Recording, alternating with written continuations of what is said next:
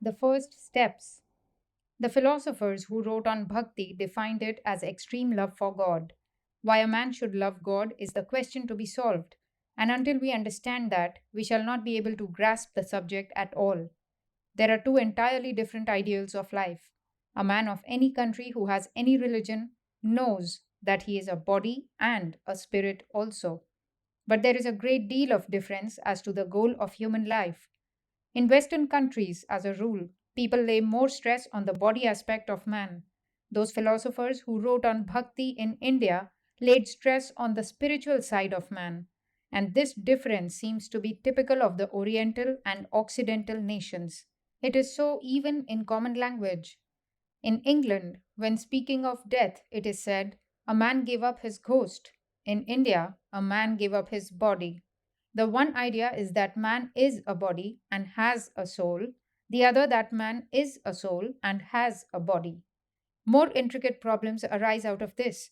It naturally follows that the ideal which holds that man is a body and has a soul lays all the stress on the body. If you ask why man lives, you will be told it is to enjoy the senses, to enjoy possessions and wealth. He cannot dream of anything beyond, even if he is told of it. His idea of a future life would be a continuation of this enjoyment. He is very sorry that it cannot continue all the time here, but he has to depart, and he thinks that somehow or other he will go to some place where the same thing will be renewed. He will have the same enjoyments, the same senses, only heightened and strengthened. He wants to worship God, because God is the means to attain this end. The goal of his life is enjoyment of sense objects, and he comes to know there is a being who can give him a very long lease of these enjoyments, and that is why he worships God. On the other hand, the Indian idea is that God is the goal of life. There is nothing beyond God, and the sense enjoyments are simply something through which we are passing now in the hope of getting better things. Not only so, it would be disastrous and terrible if man had nothing but sense enjoyments. In our everyday life, we find that the less the sense enjoyments, the higher the life of the man. Look at the dog when he eats. No man ever ate with the same satisfaction. Observe the pig giving grunts of satisfaction as he eats. It is his heaven, and if the greatest archangel came and looked on, the pig would not even notice him. His whole existence is in his eating. No man was ever born who could eat that way. Think of the power of hearing in the lower animals, the power of seeing. All their senses are highly developed. Their enjoyment of the senses is extreme. They become simply mad with delight and pleasure.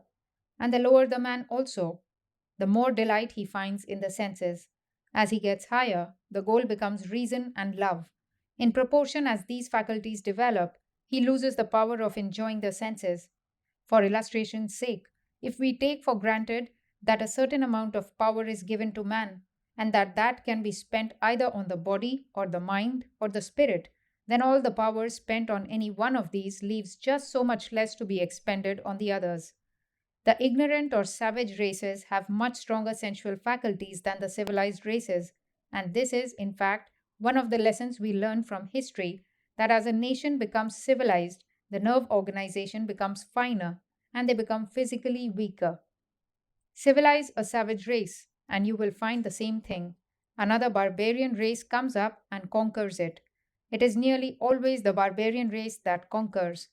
We see them that if we desire only to have sense enjoyments all the time, we degrade ourselves to the brute state.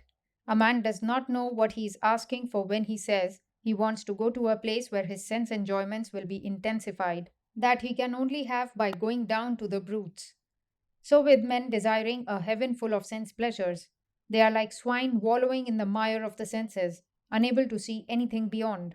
This sense enjoyment is what they want, and the loss of it is the loss of heaven to them. These can never be bhaktas in the highest sense of the word. They can never be true lovers of God. At the same time, though this lower ideal be followed for a time, it will also in course of time change. Each man will find that there is something higher, of which he did not know, and so this clinging to life and to things of the senses will gradually die away. When I was a little boy at school, I had a fight with another schoolfellow about some sweetmeats, and he, being the stronger boy, snatched them from my hand. I remember the feeling I had. I thought that boy was the most wicked boy ever born. and that as soon as I grew strong enough, I would punish him. There was no punishment sufficient for his wickedness. We have both grown up now, and we are fast friends. This world is full of babies to whom eating and drinking and all these little cakes are everything. They will dream of these cakes, and their idea of future life is where these cakes will be plentiful. Think of the American Indian who believes that his future life will be in a place which is a very good hunting ground. Each one of us has an idea of a heaven just as we want it to be. But in course of time, as we grow older and see higher things, we catch higher glimpses beyond. But let us not dispense with our ideas of future life in the ordinary way of modern times by not believing in anything. That is destruction. The agnostic who thus destroys everything is mistaken. The bhakta sees higher.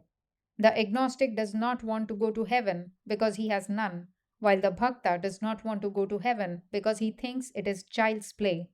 What he wants is God. What can be a higher end than God? God Himself is the highest goal of man. See Him, enjoy Him.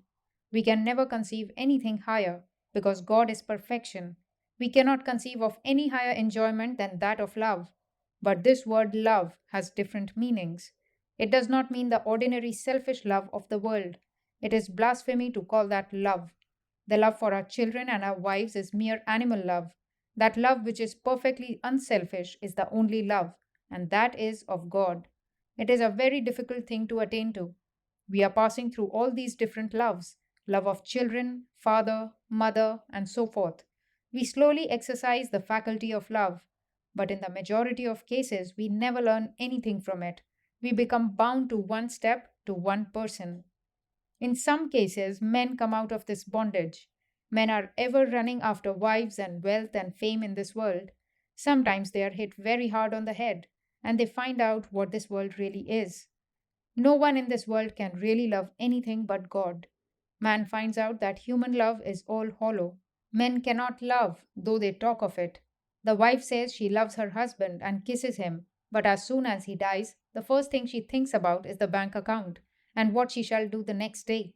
The husband loves the wife, but when she becomes sick and loses her beauty, or becomes haggard, or makes a mistake, he ceases to care for her. All the love of the world is hypocrisy and hollowness.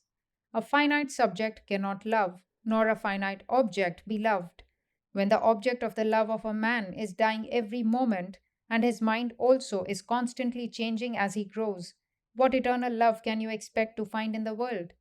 There cannot be any real love but in God. Why then all these loves? These are mere stages. There is a power behind impelling us forward. We do not know where to seek for the real object, but this love is sending us forward in search of it. Again and again, we find out our mistake. We grasp something and find it slips through our fingers, and then we grasp something else. Thus on and on we go, till at last comes light. We come to God, the only one who loves. His love knows no change and is ever ready to take us in. How long would any of you bear with me if I injured you? He in whose mind is no anger, hatred, or envy, who never loses his balance, dies, or is born, who is he but God? But the path to God is long and difficult, and very few people attain him. We are all babies struggling. Millions of people make a trade of religion. A few men in a century attain to that love of God, and the whole country becomes blessed and hallowed. When a Son of God appears, a whole country becomes blessed. It is true that few such are born in any one century in the whole world, but all should strive to attain that love of God.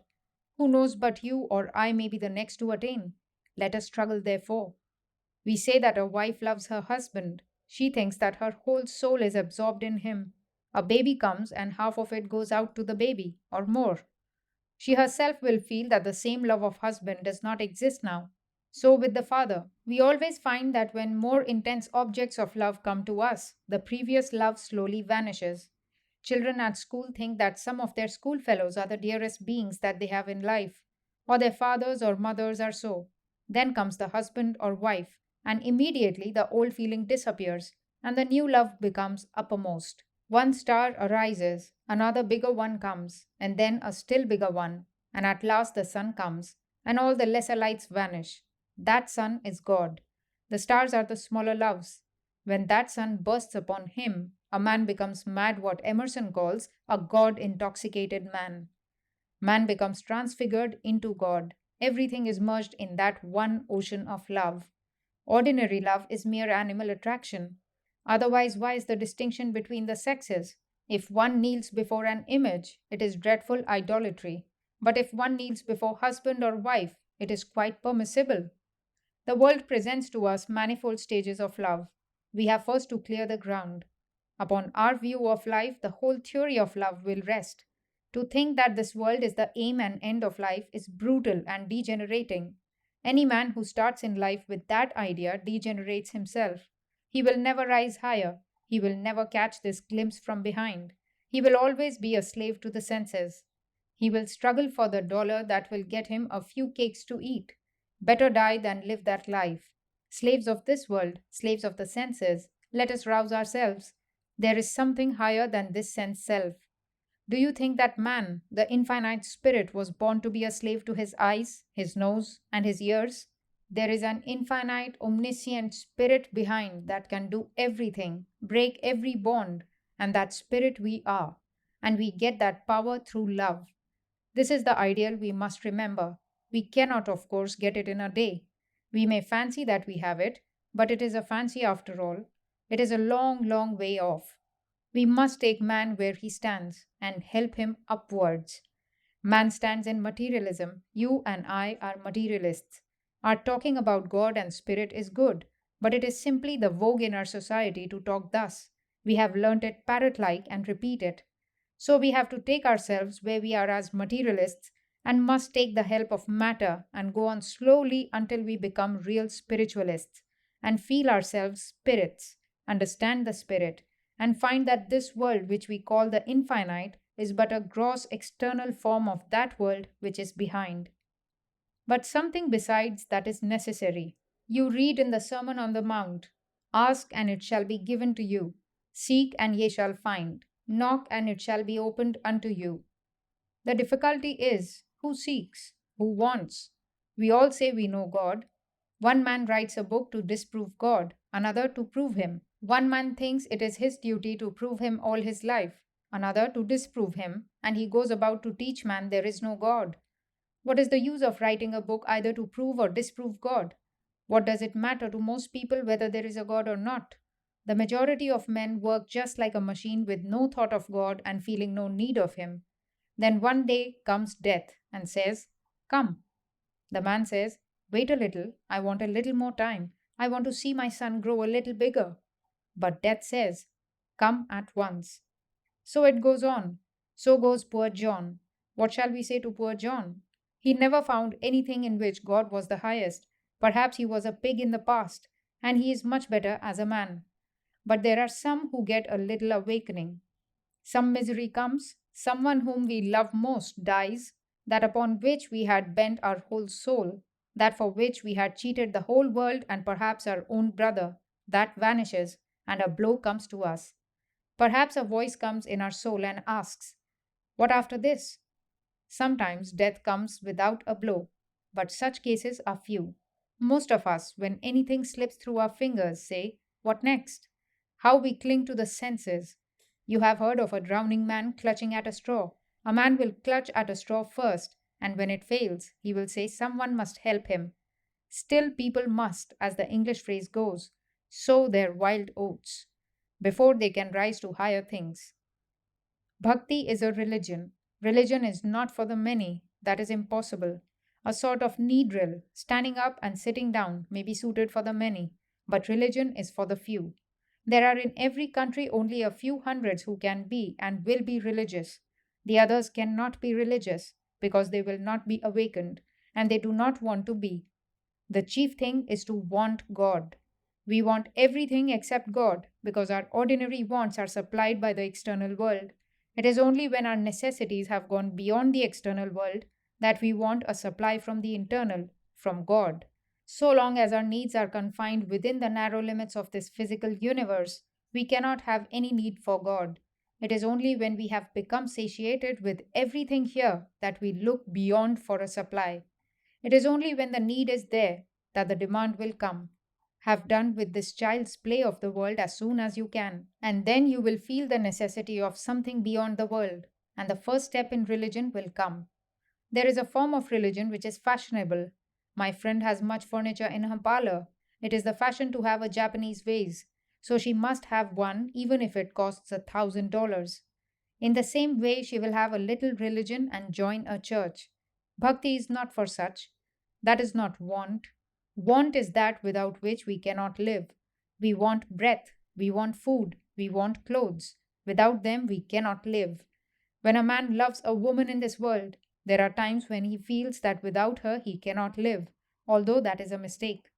When a husband dies, the wife thinks she cannot live without him, but she lives all the same. This is the secret of necessity. It is that without which we cannot live. Either it must come to us or we die. When the time comes that we feel the same about God, or in other words, we want something beyond this world, something above all material forces, then we may become bhaktas.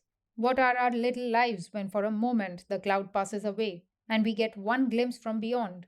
And for that moment, all these lower desires seem like a drop in the ocean? Then the soul grows and feels the want of God and must have Him. The first step is, what do we want? Let us ask ourselves this question every day. Do we want God? You may read all the books in the universe, but this love is not to be had by the power of speech, not by the highest intellect, not by the study of various sciences. He who desires God will get love. Unto him God gives himself. Love is always mutual, reflective. You may hate me, and if I want to love you, you repulse me. But if I persist, in a month or a year you are bound to love me. It is a well known psychological phenomenon. As the loving wife thinks of her departed husband, with the same love we must desire the Lord, and then we will find God. And all books and the various sciences would not be able to teach us anything. By reading books, we become parrots. No one becomes learned by reading books. If a man reads but one word of love, he indeed becomes learned. So we want first to get that desire. Let us ask ourselves each day, do we want God? When we begin to talk religion, and especially when we take a high position and begin to teach others, we must ask ourselves the same question. I find many times that I don't want God, I want bread more. I may go mad if I don't get a piece of bread. Many ladies will go mad if they don't get a diamond pin. But they do not have the same desire for God. They do not know the only reality that is in the universe. There is a proverb in our language: if I want to be a hunter, I'll hunt the rhinoceros. If I want to be a robber, I'll rob the king's treasury. What is the use of robbing beggars or hunting ants? So if you want to love, love God. Who cares for these things of the world? This world is utterly false. All the great teachers of the world found that out. There is no way out of it but through God. He is the goal of our life. All ideas that the world is the goal of life are pernicious. This world and this body have their own value, a secondary value, as a means to an end, but the world should not be the end. Unfortunately, too often we make the world the end and God the means. We find people going to church and saying, God, give me such and such. God, heal my disease. They want nice, healthy bodies, and because they hear that someone will do this work for them, they go and pray to him. It is better to be an atheist than to have such an idea of religion. As I have told you, this bhakti is the highest ideal. I don't know whether we shall reach it or not in millions of years to come, but we must make it our highest ideal, make our senses aim at the highest. If we cannot get to the end, we shall at least come nearer to it. We have slowly to work through the world and the senses to reach God.